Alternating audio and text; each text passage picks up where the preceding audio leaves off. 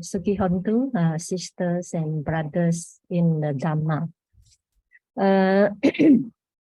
Today, I would like to present to you or discuss with you sutta I like very much, and yet it's very, very profound, but it's very striking, opening the eyes, and to me, is so beneficial. Therefore, I choose this sutta to share with you. This is MÄGANDIYA Sutta in the Majjhima Nikaya 75. I believe some of you have read this sutta before come online. Then you may find it very difficult, but after this presentation, you may find it very easy and beneficial. Okay, and this sutta is divided into two portions or two aspects. The first aspect is about how perception, how our perverted perception blind us and thinking that sensual pleasure is enjoyable. And the second aspect is how the mind, how our mind cheats us, thinking the five aggregate of our mind and body is pure, beautiful, that further cause clinging to the mind and body. So, before I go into detail, let us pay homage to the Buddha first. Okay, everybody, please raise your palm. I will recite. You all listen only. How you recite it in your heart. Namo tassa bhagavato arahato samma sambuddhassa. Namo tassa bhagavato arahato samma sambuddhassa. Namo tassa bhagavato arahato samma sambuddhassa.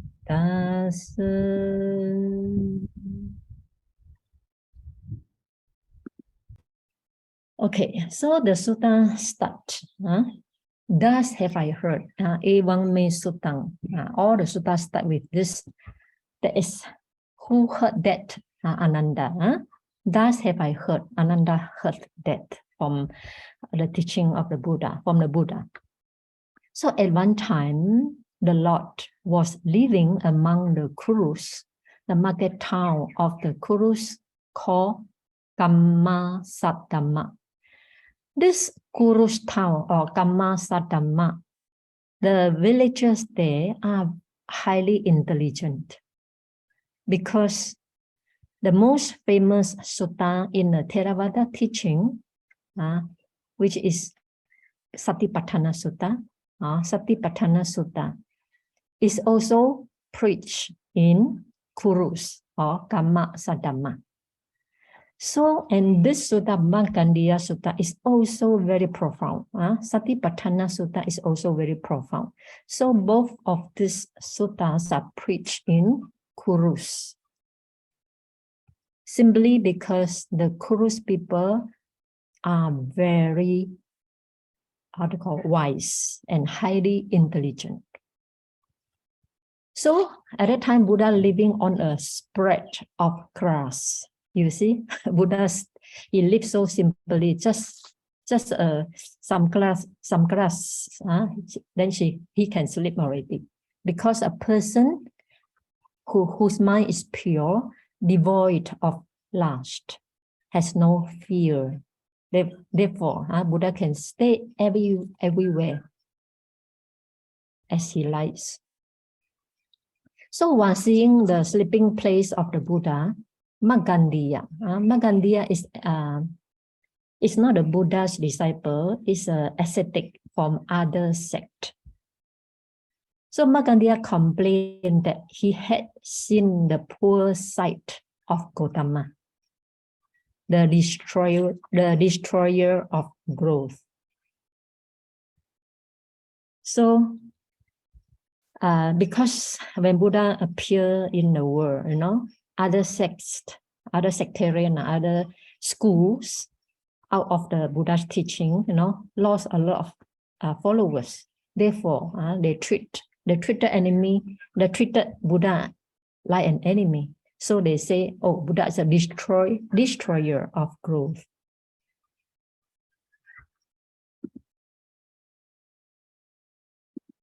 So what is a destroyer of growth?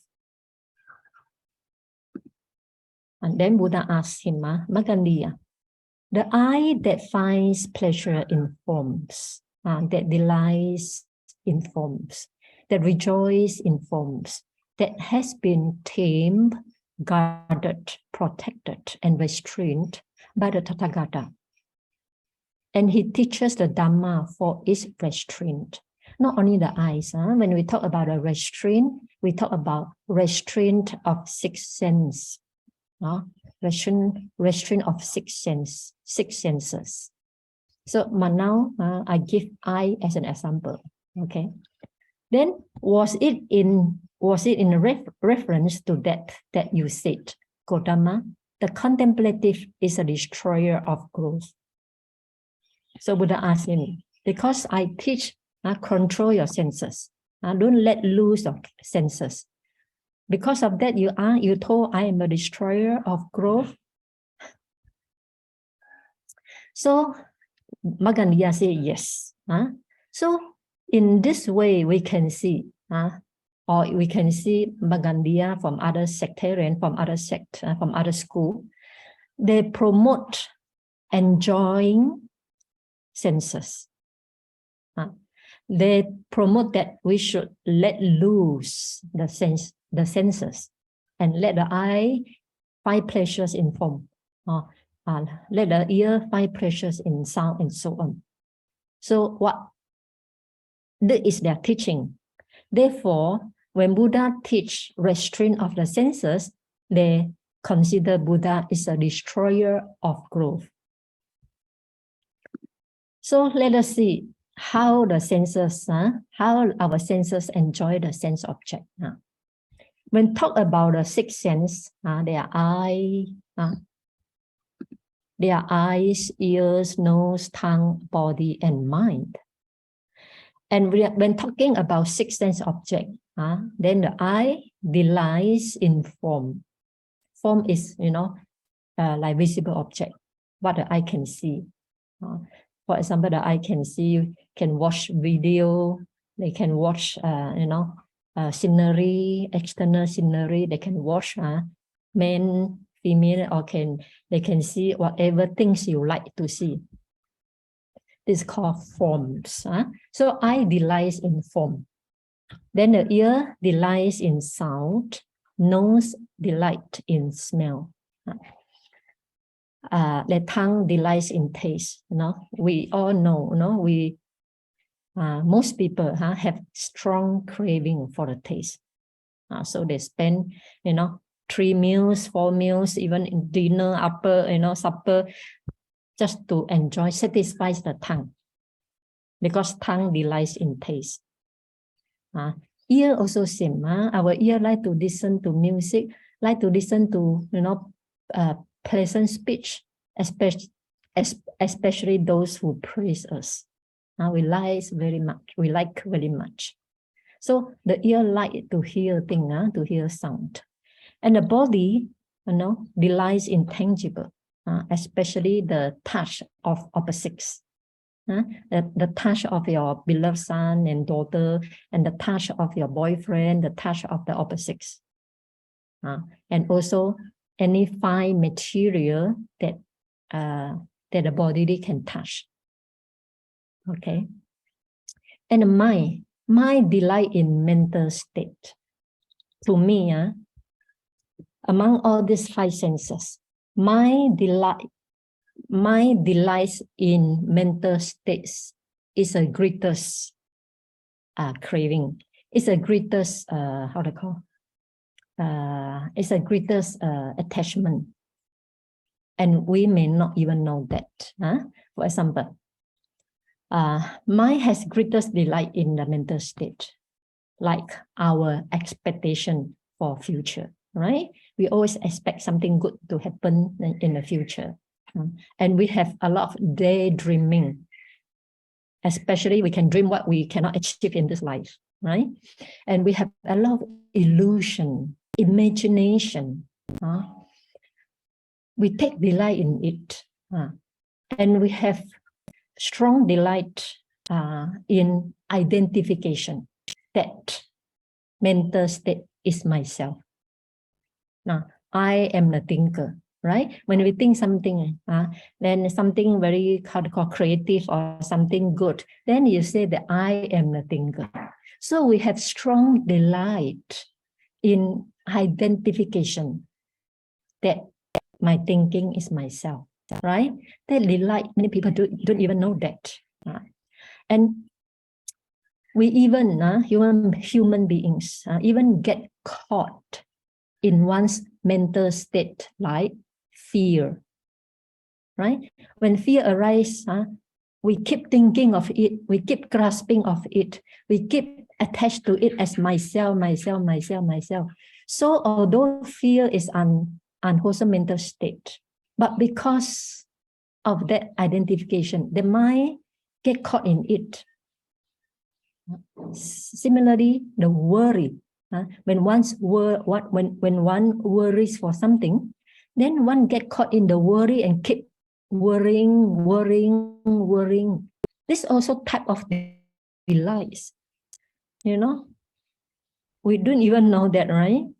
And then when somebody have depression, then the mind start to create a lot of illusion, a lot of imagination, a lot of unreal things, and mind get caught in it, and the mind delight in it, and all this one make themselves suffer even more, simply because the mind delight in the mental state. And in fact, mental state are like passing cloud in the sky, right? They come and go, come and go, come and go. But because we delight in the mental state, we delight in what the mind thinks. We delight in all the creation of the mind. Therefore, we get caught. When we get caught, then we develop craving, attachment, even identification of that state as myself. Then we end up in, misery, right? So, therefore, among all these 6 senses, delighting in 6 sense object, to me, and to many people, maybe body delight in tangible, for example, opposite sex, or having sex with opposite sex. So these are very strong desire for human beings. Therefore, they can, then the generation pass from one generation to another generation. But to me, the mind, or to many people, they don't even know that the mind has strongest delight in mental states. And when mind have stronger delights in mental state, then the mind get caught in the mental state, and further the mind identify those mental state, especially the unwholesome one, as myself, then end up in endless suffering. Okay. For this reason why Buddha say, we have to practice restraint of the senses. We don't let, because when I delight in form, then the eyes will keep chasing after the beautiful form, and that is unwholesome karma. So similarly, when the ear delights in sound, and it will create unwholesome karma. When the nose delight in smell, the tongue delight in taste again and again. So unwholesome karma is accumulated day after day whenever you taste food, right? And body delight in tangible. Whenever there's delight, there is unwholesome karma, whether it's whether in our mental state, our body, or speech. And as we know, unwholesome karma pave the way to unwholesome result. Unwholesome karma give rise to unwholesome result. Then we end up in misery. For this reason, why Buddha say we have to practice restraint of the senses. Okay. Then when MΑGANDIYA, the Buddha asked MΑGANDIYA, do you think because I say restraint of senses, then you say I am the destroyer of growth? Then MAGANDIYA said, yes. Why? Because it is handed down in a discourse of ours.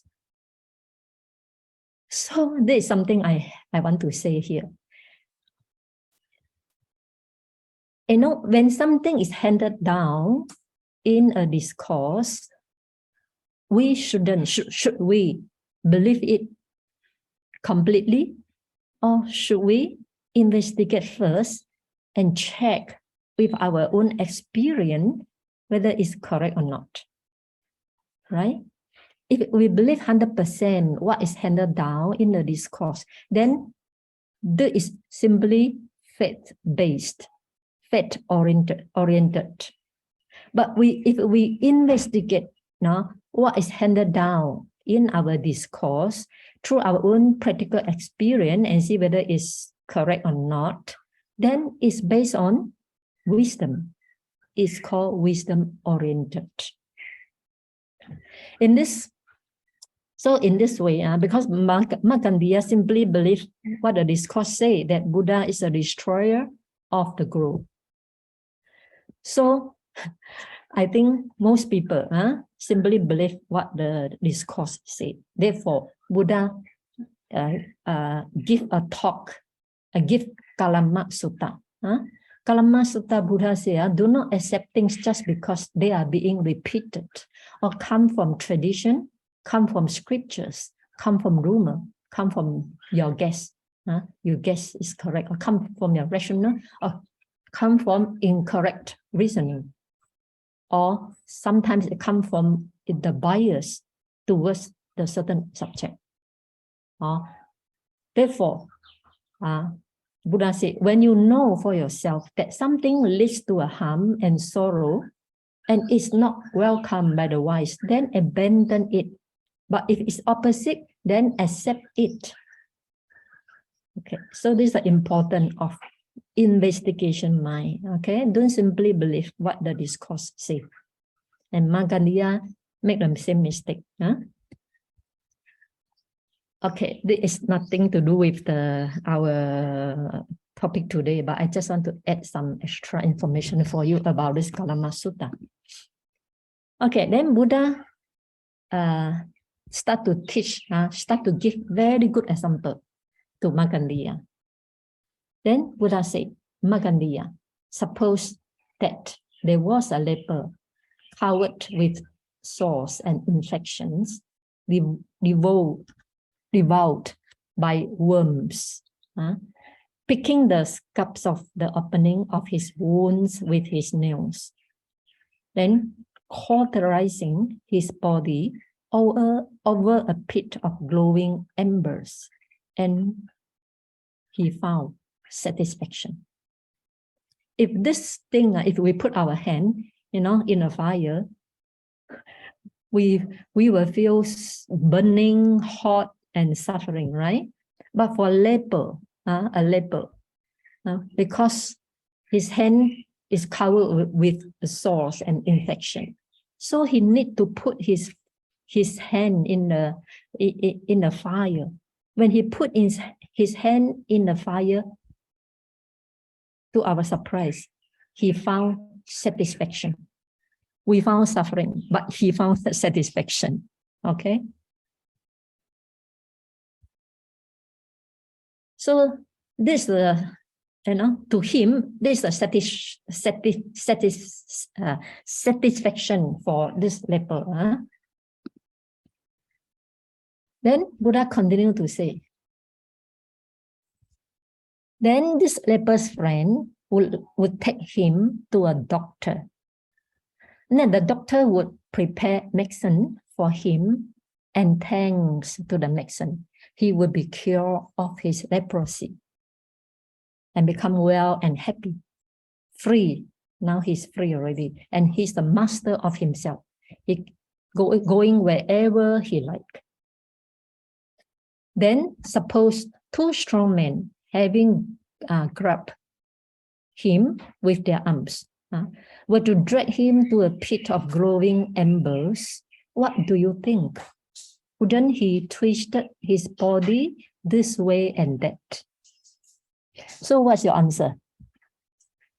After he recovered from the leprosy, so now somebody want to drag him to a fire.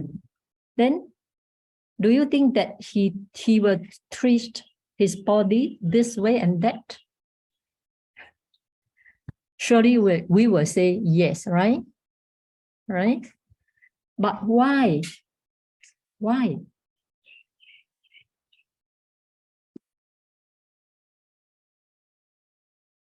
Then Māgandiya answered, yes, Master Gotama.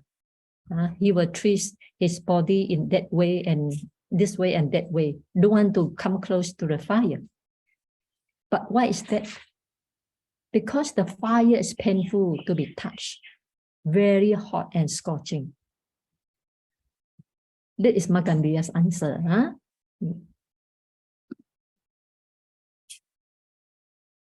Then Buddha asked him again, now, what do you think, Māgandiya? Is the fire painful to the touch, very hot and scorching only now? Or was it also that way before? Buddha asked him this because before that, the leper approached to the fire and burned his hand, and burn his hand with the fire, and he found satisfaction. But now, after recover, he didn't want to approach the fire anymore. So Buddha asked him, do you think the fire is painful to the touch, very hot and scorching only now? Or was it also that way before? I think all of us will already know the answer, right? Then Buddha said, Māgandiya said, yes, it's hot before and now. So Buddha said that, Māgandiya, this fire is like sensual pleasures. So sensual pleasures in the past were painful to the touch, very hot and scorching. And sensual pleasures in the future will be painful to the touch, very hot and scorching. Sensual pleasure is like fire. So sensual pleasures at present are painful to the touch, very hot and scorching. Right? So now another important question for you to think about. Why do we not feel that sensual pleasure is hot and painful to the touch? Buddha says sensual pleasure is hot and painful to the touch in the past, also in the future, also at present. This is the awakened people, enlightened people's discovery that sensual pleasure is hot in the past, in the future, and at present. But why? Why do we not feel that sensual pleasure is hot and painful to the touch?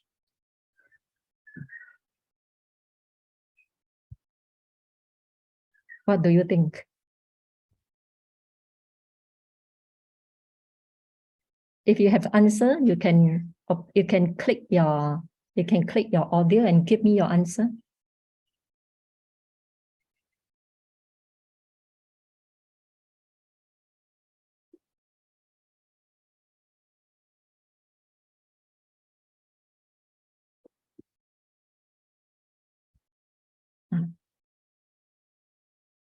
Nobody want to try, is it? Okay, so for the leper, right? Before, then we see what the MÄGANDIYA answered better, And why I hold this question for so long, because I want you to think about it deeply. Okay, so MÄGANDIYA told the Buddha for the leper, because his faculties were impaired, which was why, even though the fire was actually painful to the touch, but he had a perverted perception of pleasant. But now he recovered already, right? He recovered from leprosy. His faculty his faculties are not impaired anymore. Therefore, he has no more perverted perception that fire is pleasant. Therefore, he afraid of to be burned by the fire.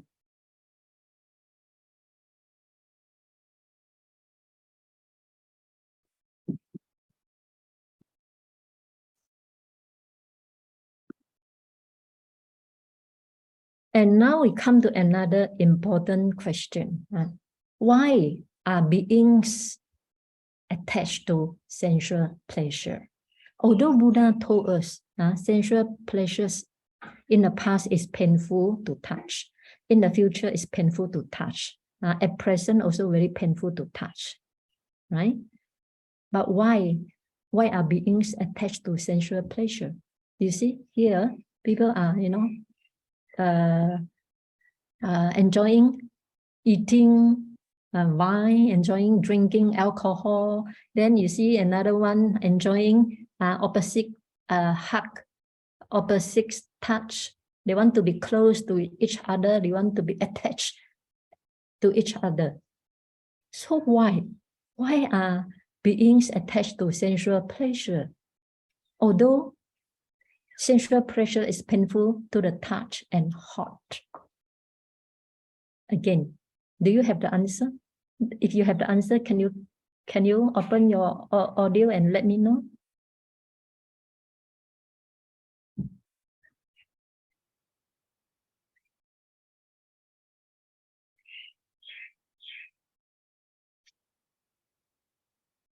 Anybody want to answer? Due to ignorance. Ignorance is very, how to call it? Of course, ignorance is the root cause of all, but we want more precise answer. Because of perception of pleasant. Yeah, good, excellent. Because previously we already give you the answer. Why the leper after recover from the leprosy, then he do on the fire. Before that, he light the fire, he put his hand on the fire. Because at that time, he has the perverted perception of pleasant. Simply, in the same way, why are beings attached to the sensual pleasure? Although sensual pleasure is painful to the touch and hot. Because human beings have the perverted perception we call a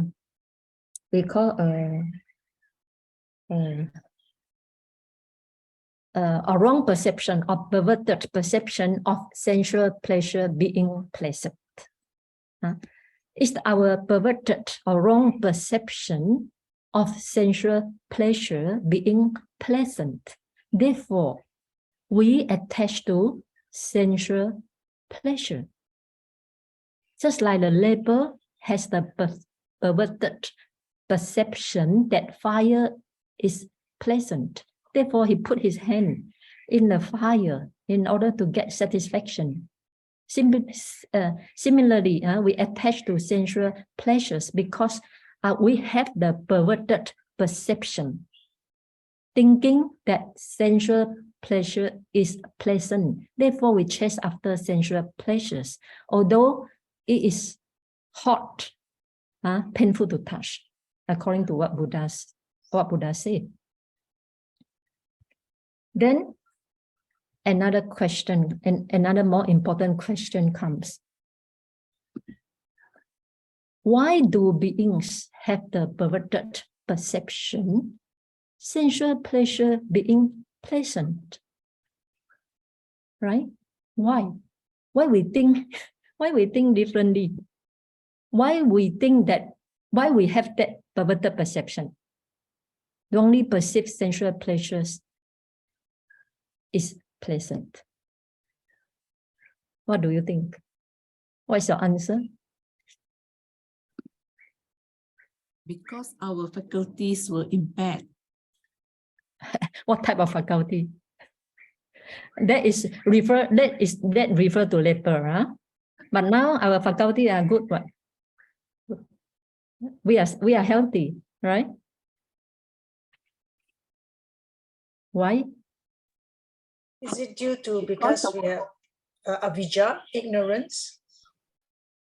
Every time when we say about the avijja, is correct because avijja is the root cause of all.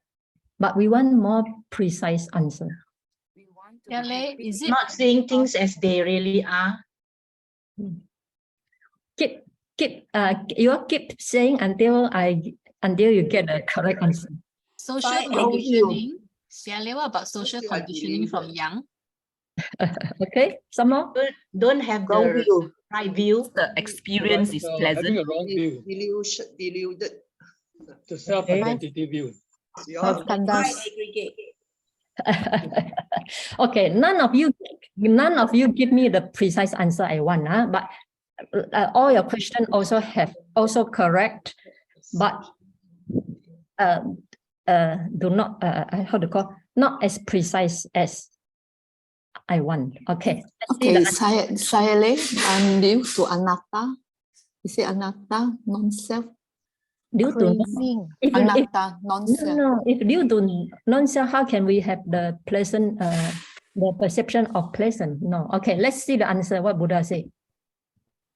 Because beings are not free from passion for sensual pleasures, devoured by sensual craving, burning with sensual fever,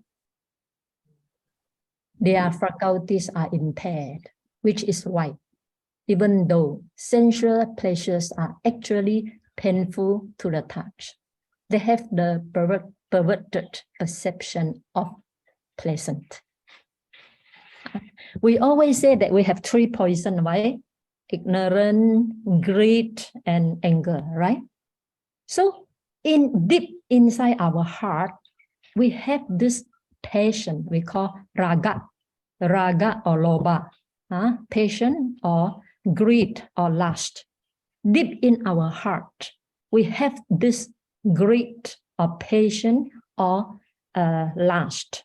And this passion, lust, and greed need to be fulfilled, need to be satisfied, need to be, satiated, need to be fulfilled. So when the urge from the passion, from the lust, raga, lobha, when the urge come out from the depth of your heart, then immediately it covered the mind, it clouded your perception. Then your perception will think that, oh, sensual pleasure is very pleasant because there's an inner urge, there's an inner need from the patient, the inner lust that come come from the depth of your heart that is coming up to the surfaces that you want. For example, when you are very, very hungry, there's an inner lust, inner desire for the food. So at that time, you will think, oh, food is so pleasant, right? Then because of that inner passion, inner lust that covered or clouded or blind your perception, then your perception will misperceive that, oh, food is so pleasant. Food is so pleasant.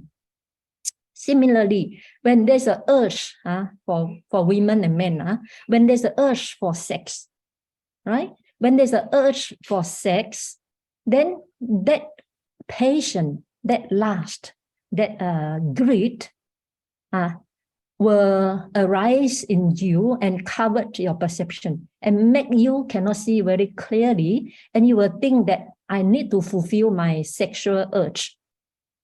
Then you will think that sexual urge, the sexual enjoying sex is very pleasant. But for the noble one, for the Buddha, it's very repulsive, right? Because they have no more patience.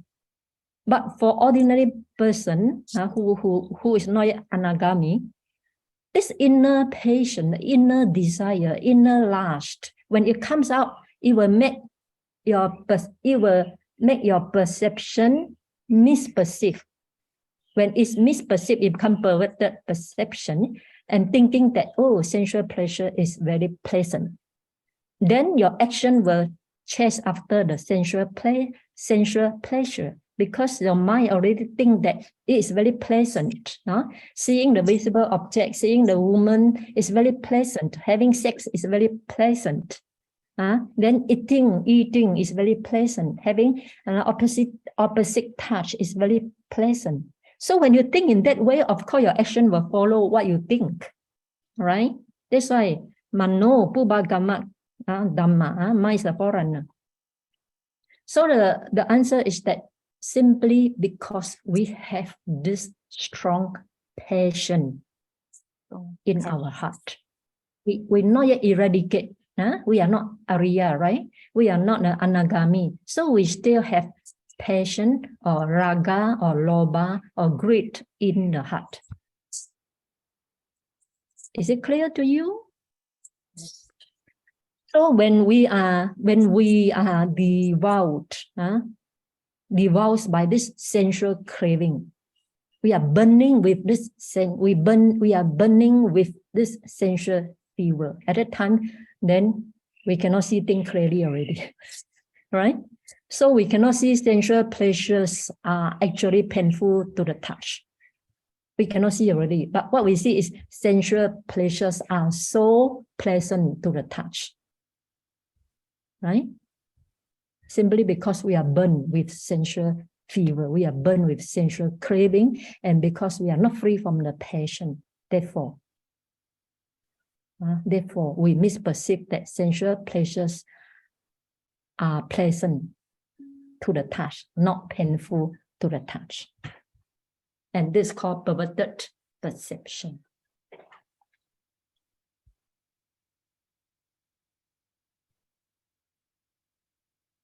Okay. Then we come to a question. How, having known sensual pleasures is painful to the touch in the past, in the future, at the present. Then how did Buddha get rid of his craving for sensual pleasures? Even though, if we know, now we accept what Buddha says, sensual pleasures is painful to the touch. We also want to get rid of our craving for sensual pleasures, right? So, okay, how should we do it? So, we have already 40 minutes. Shall we stop here for 10 minutes before I go into how to get rid of it? Because that's very important part. Okay, let us stop for 10 minutes. Just now I did mention Buddha, when he was prince, he enjoyed sensual pleasures. This is the satisfaction of sensual pleasures. Okay, then how later he renounced the world? He said, then Buddha said, but after a time, having known the coming to be and passing away of sensual pleasures. So after he enjoyed like 16, from the 16 years he married, right? Then he enjoyed until 28 years old. So having known the coming to be and passing away of sensual pleasures, so he understands all the sensual pleasures is impermanent also, they come and go, okay? Then having known the satisfaction, because he himself already enjoyed the, enjoy the highest satisfaction from the sensual pleasure.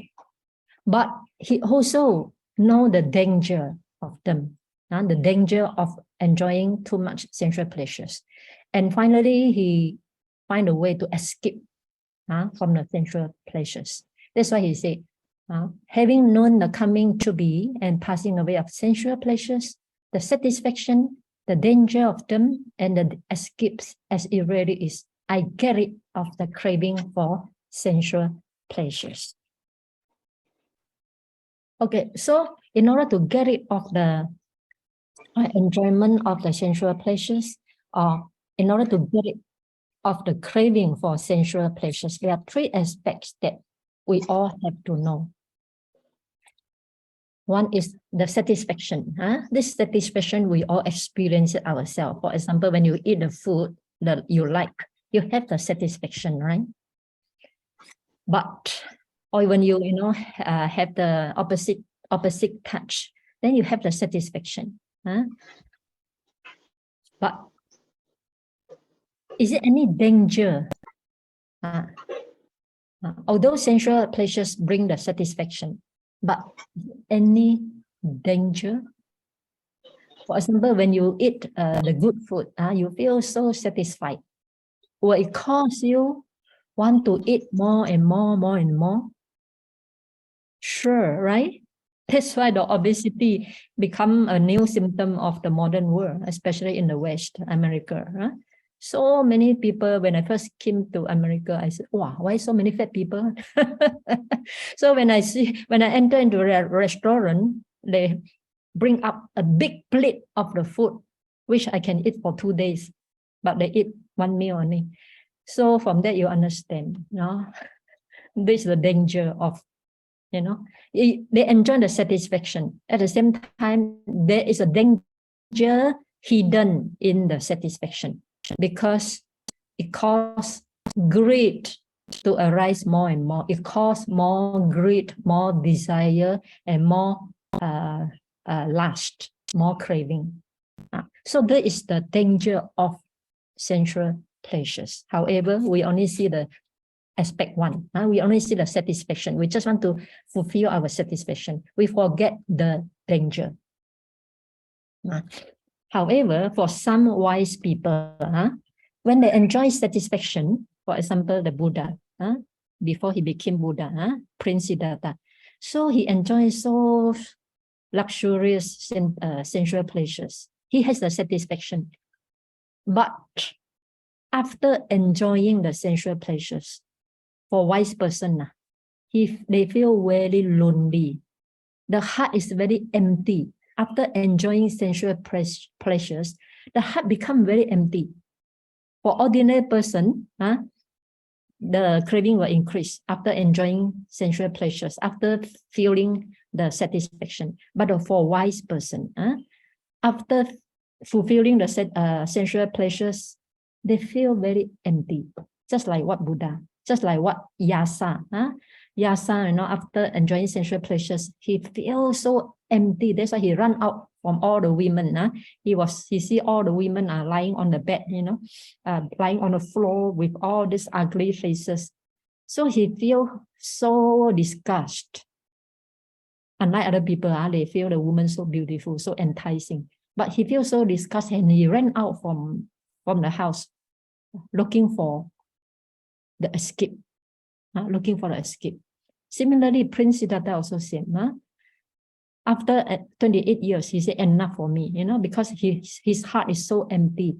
His heart is so, is very unhappy, because he already finds sensual pleasures cannot give him real happiness. I have read one book. They are 1 billion billionaire. It's a banker. He got so many business, and I remember he got 3 sons. 2 of them committed suicide. Living in such a rich family, why they want to commit suicide?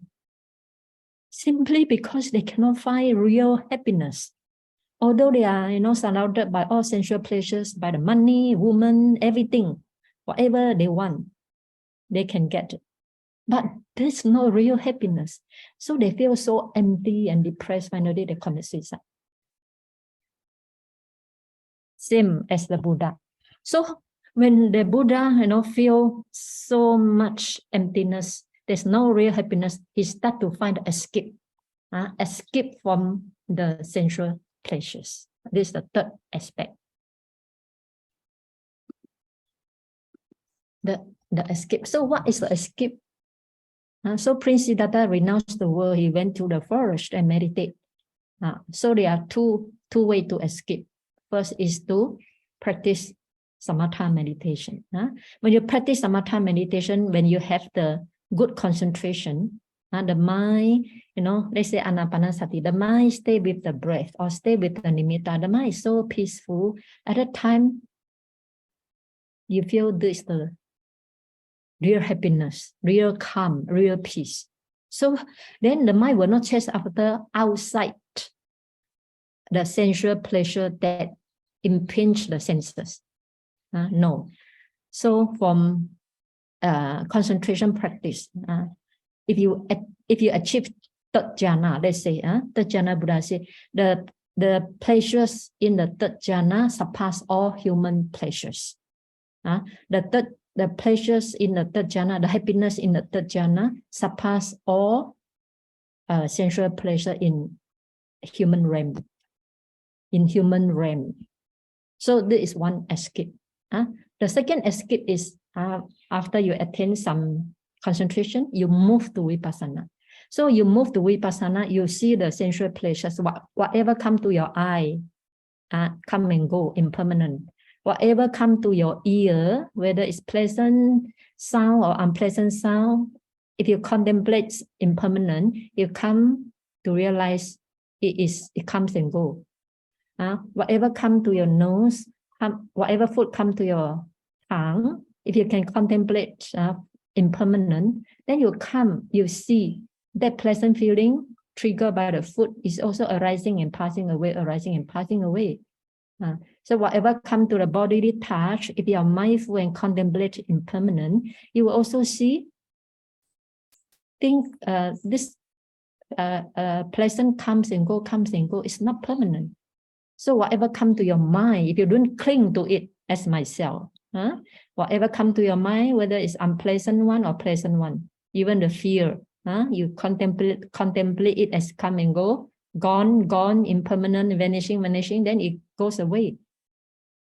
Right? Then there's the escape from enjoying your thought, escape from indulging in the thought that make it real.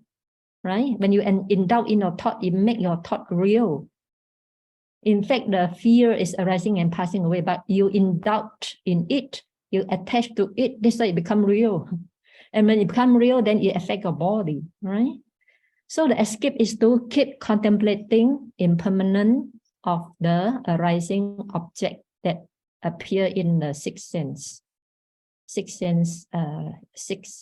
senses.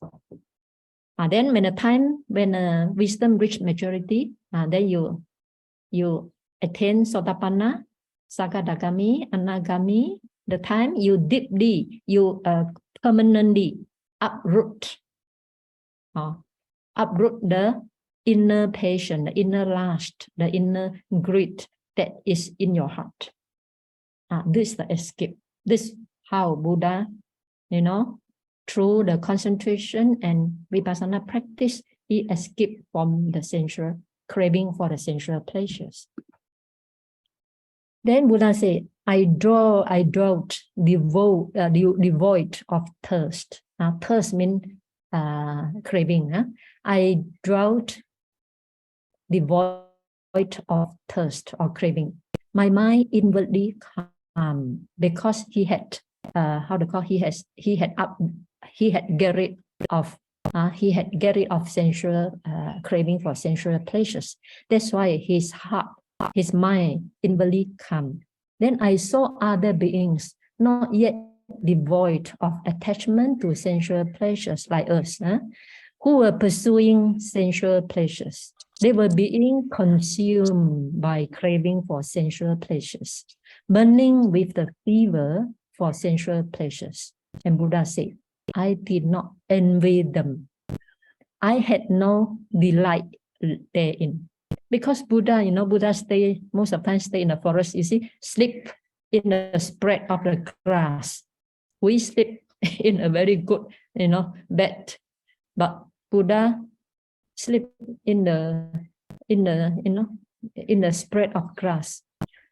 So other people are enjoying all human beings are enjoying sensual pleasures, burning with sensual pleasures. But he stay very simply, eat 1 meal a day, then eat the wear the same robe every time, no hair, no need to comb, no need to to do hairstyle, different hairstyle, no need to make up. So his life is so simple. And compare with other people, all human beings enjoy sensual pleasures. Buddha said, I did not envy them. And I had no delight therein. I have no delight in the sensual pleasures. Why? Why he has no delight in sensual pleasures? And why he did not envy human beings who are enjoying sensual pleasures, who are consumed by craving for sensual pleasures? Why?